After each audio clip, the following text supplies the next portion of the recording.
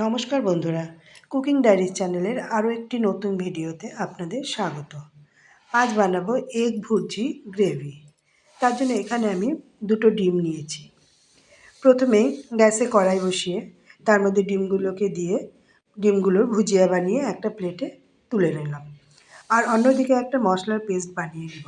তার জন্য একটি মিক্সিং জারে এক টুকরো আদা, 4-5 কোয়া রসুন, দুটো পেঁয়াজ কুচোনো, একটা টমেটো কুচি দিয়ে একটা পেস্ট বানিয়ে সাইডে রেখে দিলাম।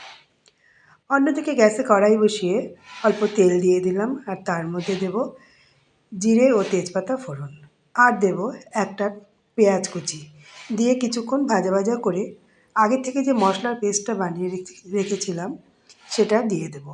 আর দেব স্বাদ মতো লবণ, পরিমাণ মতো হলুদ, 1 চামচ জিরে গুঁড়ো ও 1 চামচ শুকনো লঙ্কা গুঁড়ো দিয়ে ভালোভাবে কষিয়ে নেব। তার মধ্যে আরও দিয়ে দেব 2 চামচ টমেটো পিউরি ও অল্প পরিমাণ চিনি দিয়ে আরও বেশ কিছুক্ষণ মশলাটা কষিয়ে নেব।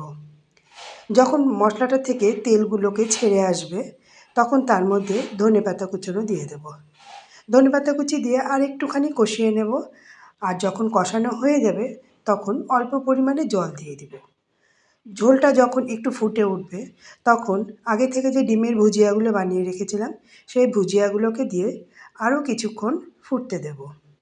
যখন মশলাটা আর ডিমগুলো বেশ মাখা মাখা হয়ে যাবে তখন তার মধ্যে গরম মশলা গুঁড়ো দিয়ে নামিয়ে নেব। একটা সার্ভিং বোলে নামিয়ে নেব আর ওপর থেকে ধনেপাতা কুচি দিয়ে পরিবেশন করে দেব।